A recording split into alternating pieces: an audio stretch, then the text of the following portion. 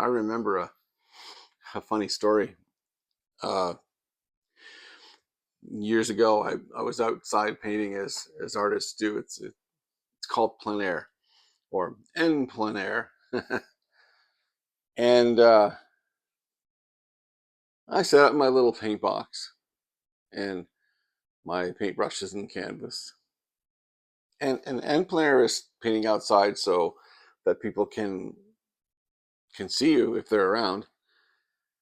And well, most of the time I'm in places where there's nobody around, so it's nice. I don't mind saying I like my solitude.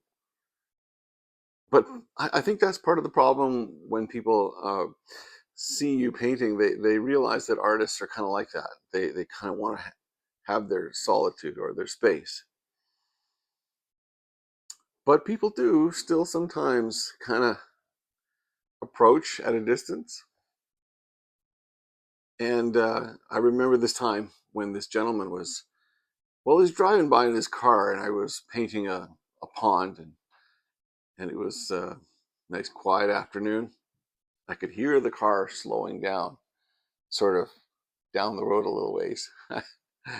And I could hear the door open and then clunk closed, and the footsteps very quietly on the gravel on the side of the road.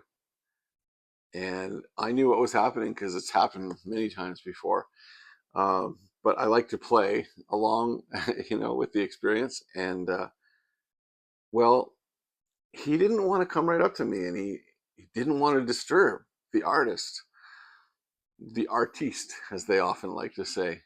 I'm not into fancy terms. I just call it like it is. I'm just a painter at the side of the road in the grass or in the trees or whatever. And I could sense him getting a little bit closer, and I just let it go for a while. I kept painting. I knew that he thought that maybe I didn't know he was there, and I thought that was kind of funny because, of course, I knew he was there, but I know what's going on because I know that people want to see what you're doing and they want to be part of the process, and yet they're afraid to disturb you.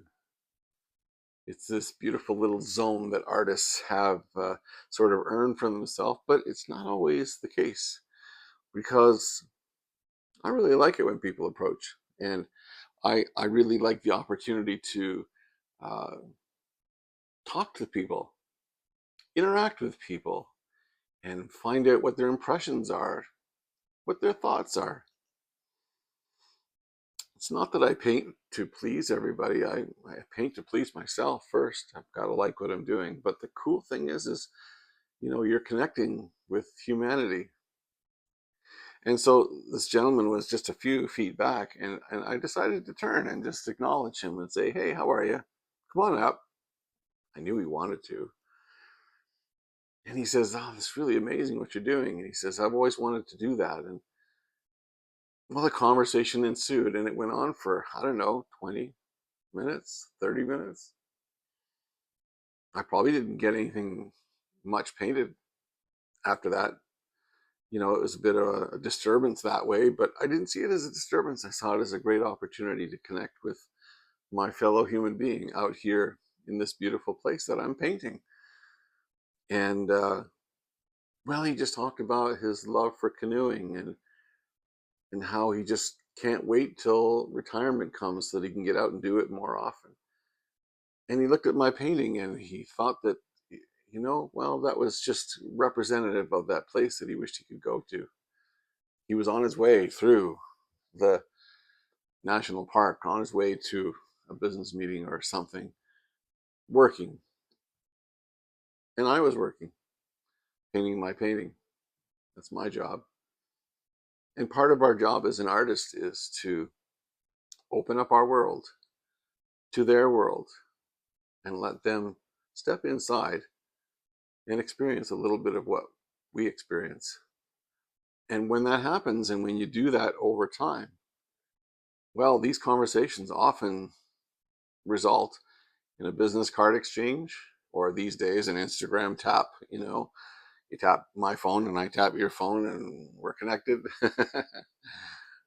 When I say about business cards, that really dates me. I know. But the reality is we connect. And I can't tell you how many clients I've gained over the years from that very personal interaction. It's wonderful. And you should try it sometime. Don't be one of those kind of artists that pushes people away. I mean, if you really can't stand people being around when you're painting, well, that's you. You got to do you. But for me, I love it when they come around. Hey, listen, we got just over 1,000 subscribers right here on the Robert Painter on YouTube. It's so cool. I can't believe it. And we're pushing for 2,000. So do me a favor, will you? Hit the like button so YouTube knows you were here. Hit the subscribe button so you'll catch the next video when it comes along. And I'll thank you again for these few minutes that you've given to me here on my channel, the Robert Painter on YouTube. And you might also like to drop in on Robert McAfee. That's MCAFFEE. That's two F's, two E's. And check out the stuff that I do. Catch you next time.